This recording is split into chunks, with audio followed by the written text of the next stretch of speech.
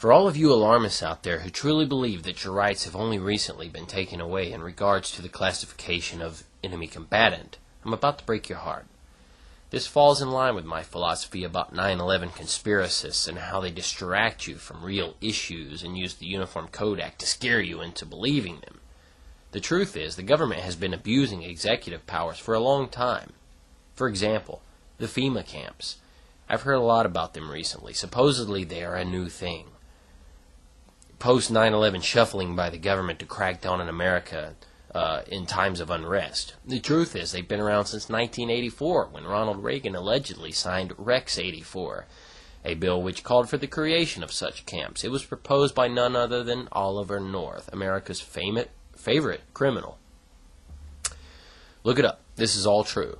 These camps have been staffed ever since, waiting around and possibly even used. I say he allegedly signed it because it basically went black and the camps were built. So it's easy to assume that they are there for their stated purpose. But back to Padilla. On the 8th of May, 2002, Jose was arrested at Chicago's O'Hare Airport. For 3 years he was held without charges. There was a lengthy court battle in this case. The Supreme Court insisted that he be let go unless the government could charge him with something. He was the first American citizen post 9/11 classified as an illegal enemy combatant. This was George W. Bush's frightening laws I myself have been so alarmed about. These laws have simply been made to make this process much easier. They learned a lot from the Padilla case. They are now using that knowledge against you. To make a short story of it, his attorney was able to finally use the habeas corpus part of the Constitution in his defense to put pressure on the government to file charges. They did. They charged that he conspired to murder, kidnap, and maim people overseas, whatever that means. The thing is, he never actually did anything. Now, there are reports that he reported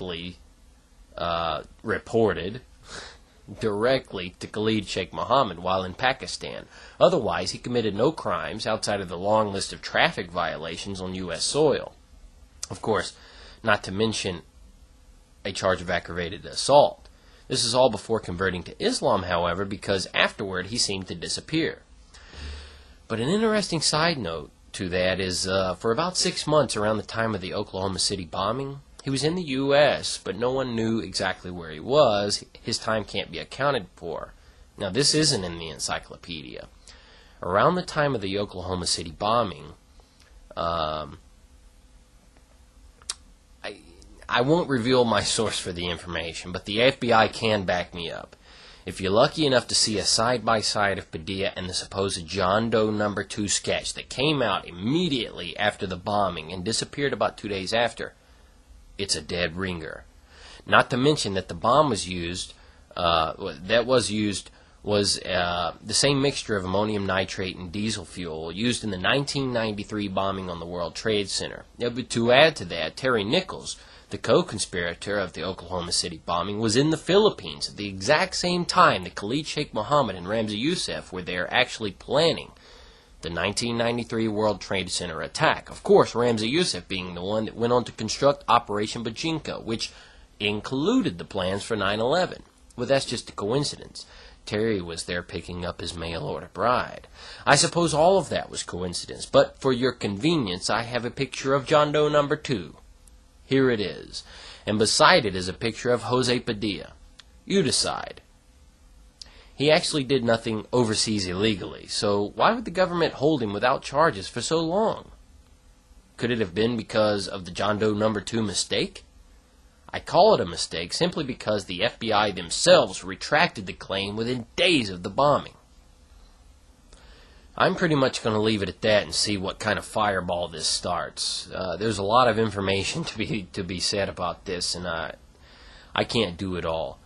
But it's not a conspiracy theory. All of these things happen, and I implore you to type Jose Padilla into any search engine and read all about him. The government sits back and lets things happen and scrambles to make it to their advantage. You now have no habeas corpus rights. Congratulations. It's for your protection, after all. With that picture you saw, do you really think the FBI is here to protect you? Or the government, for that fact? They never told you of this connection. It was all about Osama bin Laden and the face of terror, not about the truth. These 9/11 conspiracies, the same.